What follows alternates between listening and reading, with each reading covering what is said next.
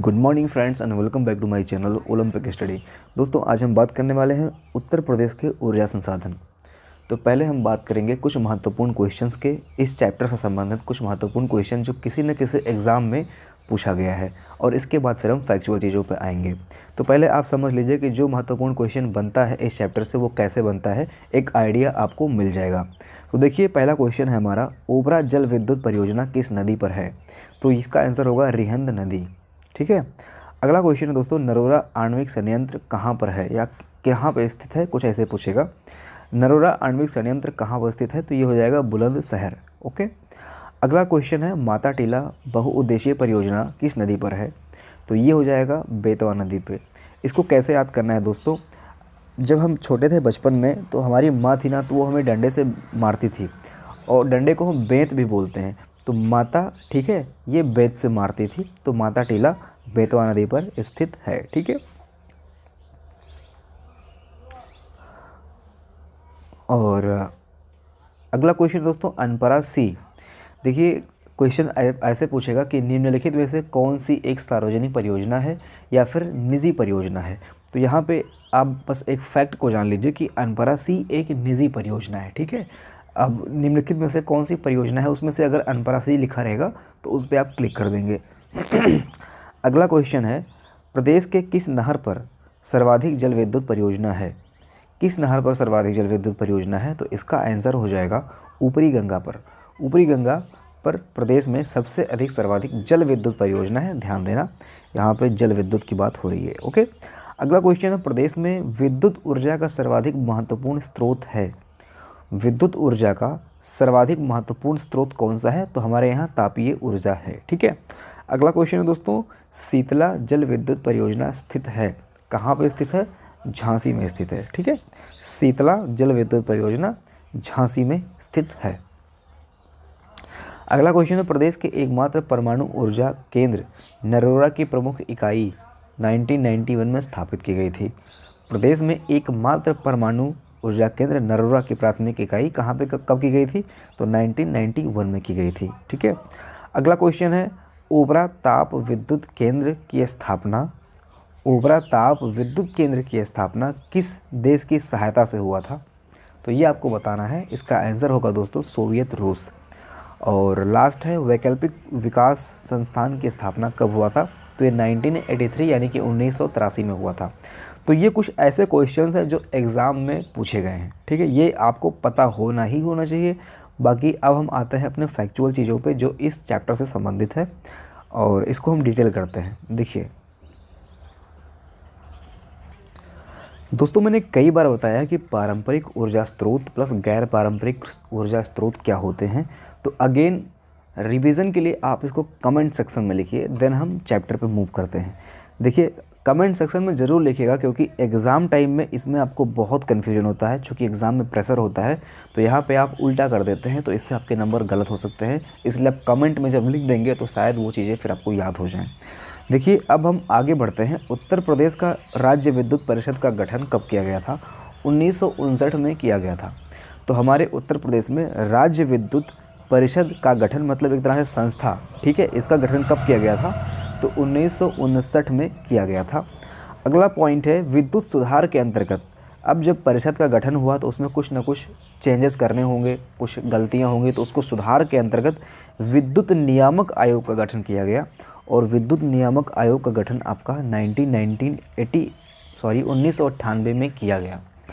अब अगेन दोस्तों, यहाँ पे जब हमने राज्य विद्युत परिषद का गठन किया तो इससे क्या था कि हमने संपूर्ण राज्य में बिजली को प्रोवाइड किया, चाहे वो ग्रामीण क्षेत्र हो, चाहे वो शहरी क्षेत्र हो, चाहे वो कोई कोना हो उत्तर प्रदेश का। तो हमने क्या किया कि इसी परिषद के अंतर्गत संपूर्ण कार्यवाही की, लेकिन आगे चल के इसको हमने डिवाइड कर दिया। अब इसी परिषद के अंतर्गत जितने भी विद्युत उत्पादन निगम हो सकते थे, जैसे जल से हम जो विद्युत उत्पादन कर रहे हैं वो भी इसी के अंतर्गत था, कोई ताप से विद्युत उत्पादन कर रहे हैं वो भी इसी के अंतर्गत था, पावर कॉरपोरेशन वगैरह था, है ना, जैसे न्यूक्लियर से जो हम विद्युत निकालते हैं वो भी इसी के अंतर्गत था, इस टाइप से। तो हमने क्या किया कि इसको डिवाइड कर दिया, ताकि जो जहाँ से विद्युत उत्पादन हो रहा है वो उसी को डील करे। जैसे आप यहाँ पे इस चीज़ को ऐसे समझिए, राज्य विद्युत परिषद का विभाजन हमने 2000 में किया। ये बहुत ही महत्वपूर्ण है दोस्तों। राज्य विद्युत परिषद का विभाजन हमने 2000 में किया, ताप विद्युत उत्पादन लिमिटेड, जल विद्युत उत्पादन लिमिटेड और पावर कॉरपोरेशन में। ठीक है, 3 तरह से हमने इसको डिवाइड किया। अब ये ताप विद्युत उत्पादन लिमिटेड अलग हो गया, यहाँ से जो विद्युत उत्पादन होगा उसका क्रियाकलाप, उसका रूपरेखा ये तय करेगा।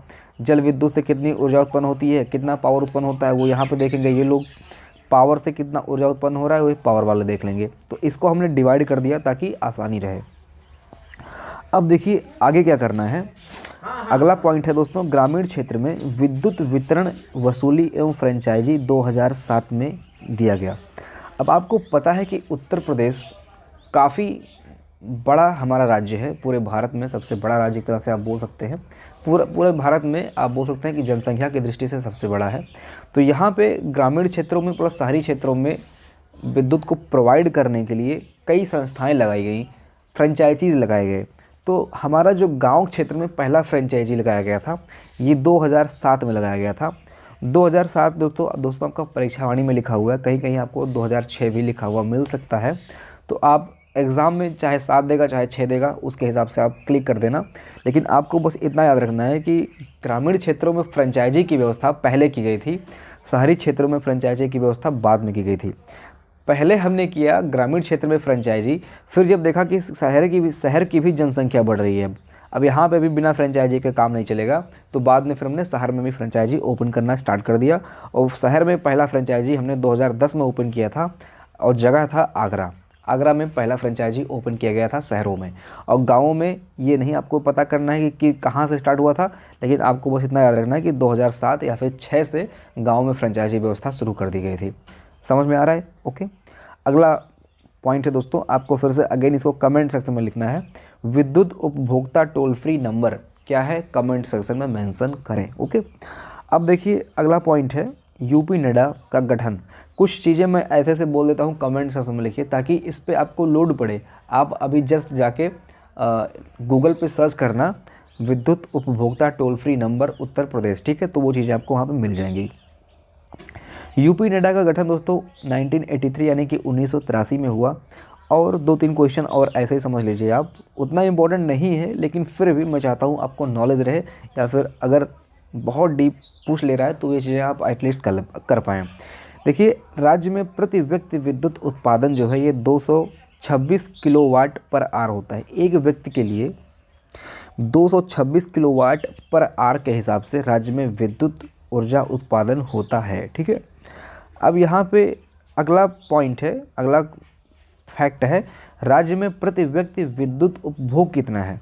तो आप देख सकते हैं कि विद्युत उपभोग कितना है और उत्पादन कितना है। 524 किलोवाट पर आवर है उपभोग और 226 यानी कि काफ़ी ज़्यादा उपभोग है, इसके मुकाबले उत्पादन कम है। इसीलिए आपको पता है कि ग्रामीण क्षेत्रों में लाइट खूब काटी जाती है, क्योंकि हम यहीं से मैनेज करते हैं चीज़ों को। ग्रामीण क्षेत्र में लाइट काट दो, शहर को मैनेज कर लो, कुछ इस तरह से चीज़ें मैनेज होती हैं।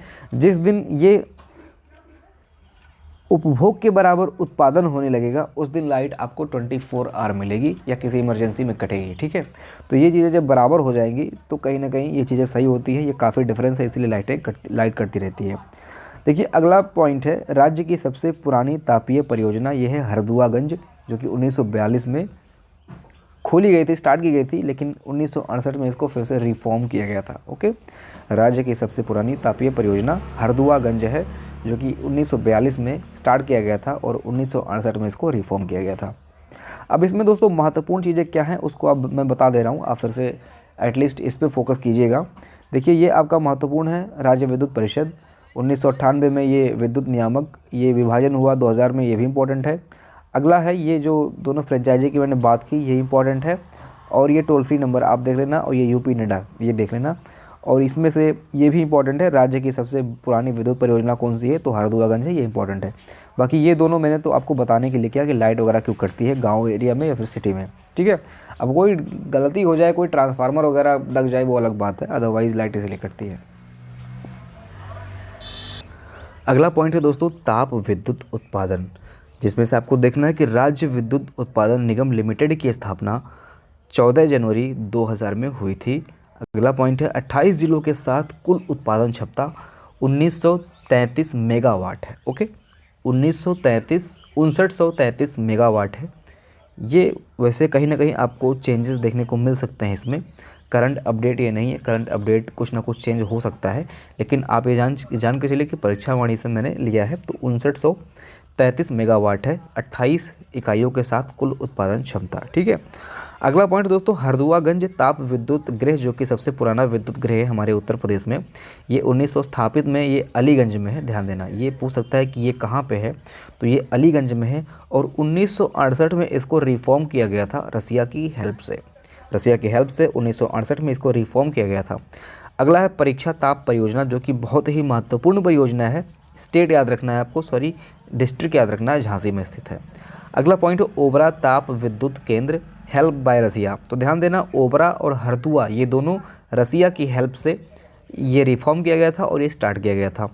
तो संगरौली सोनभद्र के निकट में ये है ओबरा ताप विद्युत परियोजना केंद्र और ये 1288 मेगावाट उत्पादन इसकी क्षमता है। अगला पॉइंट है ओबरा सी ताप विद्युत परियोजना। दोस्तों ये राज्य सरकार के द्वारा बनाई जा रही है, लेकिन ये एक निजी परियोजना ये शायद नहीं है, निजी परियोजना हमारी यहाँ पे कुछ और थी। यहाँ पे अनपरा सी, जस्ट मैं वही थोड़ा सा कंफ्यूज होगा अनपरा और ओबरा में। तो ये अनपरा सी ध्यान देना एक निजी परियोजना है, ओबरा नहीं। ठीक है, वही मैंने देखा यहाँ पे राज्य के द्वारा तैयार किया जा रहा है और ऊपर जस्ट मैंने अभी पढ़ा था कि वो निजी था। तो यहाँ पे ओबरा सी जो है ये राज्य सरकार के द्वारा बनाई गई है, ध्यान रखना। अनपरा ए ताप विद्युत केंद्र, तो ये है आपका सोनभद्र में स्थित है और अनपरा बीपी यहीं पे भी है। और अनपरा का जो उत्पादन क्षमता है ये है 1500 megawatt, 1500 plus megawatt. Anpara D इसी कैंपस में है। ध्यान देना, अनपरा ए और अनपरा डी एक ही कैंपस में, उतना ज़रूरी नहीं है दोस्तों, बस आपको ये ध्यान रखना है कि अनपरा ए सोनभद्र में स्थित है। ठीक है, अनपरा बी पूछ लेगा कहाँ पर स्थित है, तो ये भी सोनभद्र में स्थित है। अनपरा डी पूछ लेगा कहाँ पर स्थित है, तो ये भी आपका सोनभद्र में स्थित है। ठीक है, तो ये सारी चीज़ें सोनभद्र में स्थित है और इसकी जो उत्पादन क्षमता है ये 1500 मेगावाट है। अगला पॉइंट है दोस्तों, अनपरा सी मैंने बात की थी, वहाँ पे निजी परियोजना है, ध्यान देना। पनकी विस्तार ताप परियोजना ये है कानपुर जिला में। पनकी विस्तार ताप परियोजना ये है कानपुर। ओके, कान में पेन हो रहा है तो आप उसको ऐसे कोरिलेट कर सकते हो, कान में पेन हो रहा है तो यानी कि पनकी कानपुर। ठीक है। अगला है राष्ट्रीय ताप विद्युत निगम केंद्र एनटीपीसी की 3 निर्माणाधीन तथा 7 उत्पादनरत इकाइयां हैं। राष्ट्रीय ताप विद्युत निगम एनटीपीसी की 3 निर्माणाधीन जो कि औरैया, आंवला और दादरी में स्थित है। हो सकता है आपको छोटा दिखाई दे रहा हो, मैं आपको जूम करके दिखा दे रहा हूँ। ठीक है, कहाँ पे स्थित है? औरैया, आंवला और दादरी में 3 निर्माणाधीन हैं, बाकी 7 उत्पादनरत इकाइयाँ हैं और ये 7 आपको याद होना चाहिए। एग्ज़ाम पॉइंट ऑफ व्यू से 7 इंपॉर्टेंट हैं, तो ये ध्यान दीजिए। दादरी ताप विद्युत परियोजना जीबीएन यानी कि गौतम बुद्ध नगर में है। अगला है आंवला जो कि बरेली में है, ऊंचाधार जो कि रायबरेली में है, शक्ति नगर सोनभद्र, रिहंद सोनभद्र एंड मेजा संयुक्त परियोजना इलाहाबाद में है। ये 7 आपको याद होना चाहिए। 2, 2, 4, 2, 6 यहाँ पे है, ये 7 होंगे, 6 मैंने यहाँ पे जो इम्पोर्टेंट है उसको लिख दिया है। ठीक है, या हो सकता है कोई किसी नाम से हो, डिस्ट्रिक्ट के ही नाम से हो, तो वो मैंने यहाँ पे नहीं लिखा है क्योंकि वो आपको आसानी से याद हो जाएगा। अगला पॉइंट है दोस्तों जल विद्युत उत्पादन। अभी हम लोगों ने देखा ताप विद्युत उत्पादन, ताप से जो विद्युत उत्पादन होता है उसका डिटेल हमने किया। अब हम देखते हैं जल से जो विद्युत उत्पादन होता है उसका डिटेल। ठीक है, किसी स्टूडेंट्स को इतने ही टॉपिक ज़्यादा लग रहे होंगे कि सर जी आप तो पूरा टॉपिक कवर कर रहे हो, इतनी ज़रूरत नहीं है। देखिए, ज़्यादातर स्टूडेंट्स के मन में ये रहता है कि कंटेंट आपको ज़्यादा से ज़्यादा दिया जाए, और ज़्यादा से ज़्यादा देने का मतलब यहाँ पे ये नहीं कि मैं कहीं पे भी हिस्ट्री का प्रयोग किया हूँ, इतिहास लिखा हूँ। आपको पॉइंट टू पॉइंट ही प्रोवाइड किया जा रहा है। तो हो सकता है किसी को ज़्यादा लगे, लेकिन ज़्यादातर बच्चे यही चाहते हैं कि कंटेंट उन्हें कंप्लीट मिले, कहीं से भी क्वेश्चन पूछे तो वो एटलीस्ट वो क्वेश्चन कर ले जाएँ। एक बात बताइए दोस्तों, आप पढ़ भी रहे हो और आपको अपनी पढ़ाई पे डाउट है, कंटेंट पे डाउट है, तो उस कंटेंट का क्या फ़ायदा? तो इसलिए मैं चाहता हूँ कि आप 4 लाइन ज़्यादा पढ़ें लेकिन सेटिस्फाई रहें एटलीस्ट। ठीक है, तो आप लोगों में से किन्हीं को लग रहा होगा कि यहाँ पे बहुत सारी चीज़ें दे रखी हैं, तो आप इसे मैनेज कीजिए, आप ज़्यादा से ज़्यादा पढ़ के जाइए। आपके पास अभी समय है, जब समय कम होगा तो आप इसको पहले से जब पढ़े रहेंगे तो आपको रिवीजन में कम समय लगेगा। तो रिहंद बांध जल विद्युत परियोजना आपका सोनभद्र में स्थित है, पिपरी नामक स्थान पर स्थित है। रिहंद जल विद्युत परियोजना सोनभद्र के पिपरी नामक स्थान पर स्थित है। रिहंद नदी पर है ये, और इसी पे दोस्तों ये बहुत ही महत्वपूर्ण एक इस पे कृत्रिम झील है जिसको हम बोलते हैं गोविंद बल्लभ पंत झील। तो ये गोविंद बल्लभ पंत झील कृत्रिम है। ये किस बांध से संबंधित है? तो ये संबंधित है रिहंद बांध जल विद्युत परियोजना, जो कि रिहंद नदी पर स्थित है सोनभद्र में। अगेन इसको बार बार बोल रहा हूँ क्योंकि बहुत ही महत्वपूर्ण है। ठीक है, अगला पॉइंट है दोस्तों ओबरा जल विद्युत परियोजना। अगेन ये सोनभद्र में स्थित है। ओबरा बांध पर उत्पादन क्षमता 99 मेगावाट है। कोई ज़रूरी नहीं है, लेकिन ओबरा जल विद्युत परियोजना सोनभद्र में स्थित है, ये जानना आपके लिए ज़रूरी है। माता टीला जल विद्युत परियोजना ये है ललितपुर में। ठीक है, माता टीला कहाँ पे है? ललितपुर ज़िला में है, बेतवा नदी पर स्थित है। ओके, अब ये याद रखना दोस्तों, जिला और ये किस नदी पे है ये दोनों महत्वपूर्ण है। बाकी उत्पादन उतना इम्पोर्टेंट नहीं है, लेकिन ये दोनों एटलीस्ट आपको पढ़ना पड़ेगा। ऊपरी गंगा नहर विद्युत परियोजना ये है हरिद्वार में। अब गंगा है तो हरिद्वार आ गया। ठीक है, और ये समझ लीजिए कि सर्वाधिक जल विद्युत परियोजना इसी नदी पर है। देखिए, जल विद्युत परियोजनाएँ नदियाँ से बहती हैं तो बीच बीच में से बना दिया जाता है। तो सबसे ज़्यादा जो जल विद्युत परियोजना बनाई गई है वो इसी नदी पर बनाई गई है। किस पे बनाई गई है? ऊपरी गंगा नहर विद्युत परियोजना पर, जो कि हरिद्वार में स्थित है। अगला पॉइंट है दोस्तों शीतला जल विद्युत परियोजना, जो कि झांसी में स्थित है। बस आपको इतना समझना है। पारीक्षा जल विद्युत केंद्र ये बेतवा नदी पर स्थित है। परीक्षा के समय गुरुजी लोग जब मारते हैं बेंत से तो आप इसको कोरिलेट कर सकते हो। माता टीला भी बेतवा से ही था। ठीक है, ऐसे ही आपको याद करना है। राजघाट जल विद्युत परियोजना, ये महत्वपूर्ण क्वेश्चन ऐसे बनता है कि उत्तर प्रदेश प्लस एमपी की हेल्प से कौन सी परियोजना चलाई जा रही है, जल विद्युत परियोजना चलाई जा रही है। तो ये आपको याद रखना है राजघाट। तो ये दोस्तों महत्वपूर्ण है, और क्वेश्चन यहाँ पे कुछ इस तरह से पूछता है कि यूपी प्लस एमपी की ये संयुक्त जल विद्युत परियोजना है। ओके, अगला पॉइंट है सरकार द्वारा 2009 में लघु जल विद्युत नीति की घोषणा की गई थी। अब देखिए, जितनी परियोजनाएं हमने ऊपर देखी वो बड़ी बड़ी है, मतलब एक तरह से बड़ी बड़ी परियोजनाएं हैं। फिर हमने सोचा कि अब यहाँ पे बड़ी है, कुछ हमने किसी यहाँ तक लाइट पहुँचा दी, यहाँ तक लाइट पहुँचा दी, बीच में लाइट की कमी रहती है, मतलब लाइट यहाँ पे भी जाती है लेकिन कमी रहती है। तो बीच बीच में हमने पॉइंट्स नोट किए कि हम यहाँ पे लघु विद्युत परियोजना भी स्टार्ट कर सकते हैं यहाँ पे, और कंप्लीट लाइट पहुँचाने के लिए। कुछ ऐसा ही आप समझ लीजिए, मैं बहुत सामान्य भाषा में बता रहा हूँ समझने के लिए। ठीक है, तो कुछ इसीलिए लघु जल विद्युत नीति की घोषणा की गई थी, और ये 2009 में घोषित किया गया था सरकार के द्वारा। अब ये देखिए, इसका जो उत्पादन क्षमता होगा ये 10 से 15 मेगावाट है, और ऊपर आप देख रहे होंगे कितने बड़े बड़े मेगावाट हैं, है ना। यहाँ पे 99 मेगावाट है, 30 है, 60 है, कुछ इस तरह से है मेगावाट। लेकिन जो लघु परियोजनाएं होंगी वहाँ पे हम 10 से 15 मेगावाट की बात कर लेंगे। इसके बाद में संयुक्त क्षेत्र में जो परियोजनाएं हैं दोस्तों, संयुक्त क्षेत्र का मतलब कॉमन क्षेत्र में, जैसे यहाँ पे हमने बात किया था यूपी प्लस एमपी, ऐसे ही ये नहीं ज़रूरी है, लेकिन इसमें से आपको बस इतना पता होना चाहिए कि संयुक्त क्षेत्र की जल विद्युत परियोजनाएं हैं टिहरी जल विद्युत परियोजना, मेजा और घाटमपुर, ये तीनों संयुक्त परियोजनाएं हैं। ओके, घाटमपुर आपका कानपुर में, ये भी ध्यान देना, कहाँ पे है? कानपुर में है। ओके, देखिए लास्ट में हम कुछ देखते हैं निजी क्षेत्र की जल विद्युत परियोजनाएं, क्योंकि आपको पता है कि सरकारी तो चलती ही चलती हैं, लेकिन निजी क्षेत्र भी कंपनियां लगाती हैं, निजी प्राइवेट कंपनियां भी काम करती हैं। तो प्राइवेट में आपको 2-3 याद रखना है, जो कि है रोजा ताप विद्युत परियोजना शाहजहाँपुर में है, विष्णुप्रयाग आपका उत्तराखंड में है, अनपरा सी जो मैंने बात किया था ऊपर, ये है आपका सोनभद्र में। ठीक है, ओबरा से अनपरा को कंफ्यूज मत करना। ओके, तो अनपरा सी निजी है, सोनभद्र में स्थित है। और एक है बारा जो कि संगम पे है, और सबके आगे जल विद्युत परियोजना लगा देना है, ये ऐड कर देना है। जैसे रोजा ताप जल विद्युत परियोजना, विष्णुप्रयाग जल विद्युत परियोजना, ओबरा सी जल विद्युत परियोजना, कुछ इस तरह से सबके आगे जल विद्युत परियोजना हमें ऐड करना है। तो ये निजी क्षेत्र से संबंधित कुछ परियोजना है, ये भी आप इनके स्थान याद रखना। ठीक है, और ऐसे भी क्वेश्चन पूछ सकता है कि निम्नलिखित में से कौन सी निजी परियोजना है। तो 2 तरह से क्वेश्चन पूछेगा, एक तो निजी परियोजनाओं का स्थान पूछेगा, और कौन सी निजी है या फिर कौन सी सार्वजनिक है, कुछ ऐसे क्वेश्चन पूछ सकता है। ठीक है, अब आगे देखते हैं क्या है। अब आगे दोस्तों है परमाणु विद्युत केंद्र। हमने जल परियोजना देखी, ताप परियोजना देखी, अब हम देखते हैं परमाणु विद्युत केंद्र। परमाणु विद्युत केंद्र हमारे उत्तर प्रदेश में सिर्फ एक ही स्थान पे है, वो है बुलंदशहर के नरौरा नामक स्थान पे।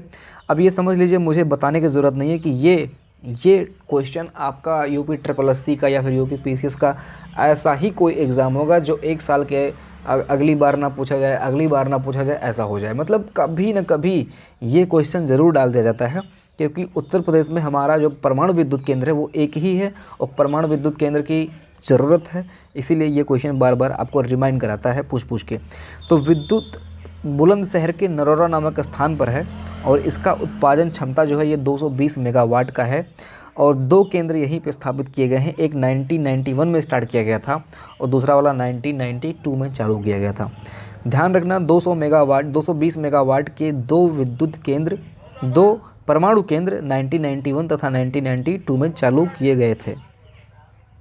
अगला पॉइंट है दोस्तों नई सौर ऊर्जा नीति। ये आपका 5 दिसंबर 2017 में स्टार्ट किया गया था, जिसमें जैसे शिक्षा मित्र स्कूलों में नियुक्त किए जाते थे, ऐसा ही 10,000 सूर्य मित्र नियुक्त किए गए थे जानकारी प्रोवाइड कराने के लिए क्षेत्रों में। ठीक है, तो 10,000 सूर्य मित्रों की नियुक्ति हुई थी 5 दिसंबर 2017 को और ये योजना कौन सी है? नई सौर ऊर्जा नीति। ठीक है, अगला पॉइंट है दोस्तों सोलर सिटी कार्यक्रम।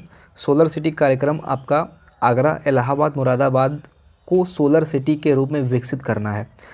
ऑब्वियस सी बात है कि हर जगह हम सोलर सिटी अभी नहीं बना सकते हैं, लेकिन हमें सोलर सिटी पे काम करने की ज़रूरत ज़्यादा है, क्योंकि आने वाले समय में जो हम कोयला से विद्युत उत्पादन कर रहे हैं, कोयला की कमी आपने अभी देखा होगा कि हाल ही की न्यूज़ में चाइना में पड़ गई थी, जो कि कोयला का प्रमुख उत्पादक क्षेत्र है, वहाँ पर भी कोयला की कमी पड़ गई थी। भारत में भी पड़ी थी, बीच में लाइट की कटौती इसीलिए हुई थी। तो हम फोकस करेंगे परमाणु वाले ऊर्जा विद्युत उत्पादन पे और आगे चल के सोलर सिटी पे, सोलर विद्युत उत्पादन पे। तो परमाणु पे हम ऑलरेडी काम कर रहे हैं, बुलंदशहर में हमारा नरोरा नामक स्थान पर स्थित है, प्लस सोलर सिटी भी बनाने की बात हो रही है, जिसमें से आगरा, इलाहाबाद, मुरादाबाद को सोलर सिटी बनाने की बात चल रही है। ठीक है, अब लास्ट पॉइंट आपको समझना है, ये है डॉक्टर APJ अब्दुल कलाम नगरीय सौरपुंज योजना। ये योजना है 2016-17 में स्टार्ट किया गया था, उतना महत्वपूर्ण नहीं है, तब भी आपकी जानकारी में होना चाहिए। बुंदेलखंड व अन्य नक्सल प्रभावित क्षेत्रों के लिए विद्युत परियोजना है दोस्तों, इसलिए मैंने इसको कवर किया क्योंकि ये नक्सल प्रभावित क्षेत्रों के लिए है। ऑब्वियस सी बात है, जंगली एरिया में ज़्यादा वो लोग रहते हैं, तो वहाँ पर भी लाइट पहुँचे एटलीस्ट, तो वहाँ पर उनके लिए डॉक्टर APJ अब्दुल कलाम नगरीय सौर, यहाँ पर नाम दिया गया नगरीय सौरपुंज योजना। ठीक है, अब दो और देखना है आपको। टाडा ताप विद्युत केंद्र जो कि रायबरेली में स्थित है, टाडा ताप विद्युत केंद्र जो कि रायबरेली में स्थित है, और शक्ति सुपर पावर ताप परियोजना जो कि सोनभद्र में स्थित है। इसी टॉपिक के साथ में दोस्तों ये चैप्टर आपका संपन्न होता है। इससे बाहर कोई क्वेश्चन जाने की संभावना ना के बराबर है। अब कोई अलग क्वेश्चन बना के दे दे करंट अफेयर से संबंधित, तो वो अलग केस है, आप उसको इसमें इंक्लूड मत कीजिएगा। करंट अफेयर दोस्तों हम लोग अपने चैनल पर स्टार्ट करेंगे, तो हो सके तो चैनल से बने रहिए, लगातार पढ़ते रहिए। हो सकता है कि आपको पढ़ने में दिक्कत आ रही हो ये सारी चीज़ें, लेकिन दिक्कत आज आप महसूस करेंगे, फेस करेंगे, तभी आगे चल के आपको जॉब मिलेगी। आराम से पढ़ाई नहीं होती है, आराम से पढ़ाई करनी होती तो पूरा देश पढ़ाई करने के लिए चलाता। वैसे भी इसमें वही लोग आते हैं जो कहीं ना कहीं middle class family, lower middle class family से बिलोंग करते हैं। मिडिल क्लास फैमिली भी एक अलग फैमिली होती है, लोअर मिडिल क्लास फैमिली से बिलोंग करते हैं। ठीक है, तो उनको अपने भविष्य के निर्माण के लिए गवर्नमेंट जॉब की तैयारी करने के लिए आना होता है, तो उसमें ये सोच के आते हैं कि हाँ इसमें मेहनत है, तो आराम से पढ़ने की आप मत सोचिए, मेहनत तो आपको करना पड़ेगा। हो सकता है कि आपका पढ़ने का मन ना करे, लेकिन आप ज़बरदस्ती पढ़ाई कीजिए। अब मैं ये नहीं कहूँगा कि मत पढ़ो तो बाद में पढ़ लेना, नहीं, आपको ज़बरदस्ती पढ़ना पड़ेगा, क्योंकि वो बाद पता नहीं कब कितने दिन बाद आएगा। ठीक है, तो आपका आज पढ़ने का मन नहीं कर रहा है तो आप ज़बरदस्ती पढ़िए, और दोस्तों कोई विकल्प नहीं है। ठीक है, तो उम्मीद करता हूँ कि आपने सारी चीज़ें समझी होंगी और मेहनत करते रहिए। मिलते अगली वीडियो में, अपना ध्यान रखना। जय हिंद। PDF बाय करना चाहते हो तो आप लोग डिस्क्रिप्शन चेक कर लीजिए। जय हिंद।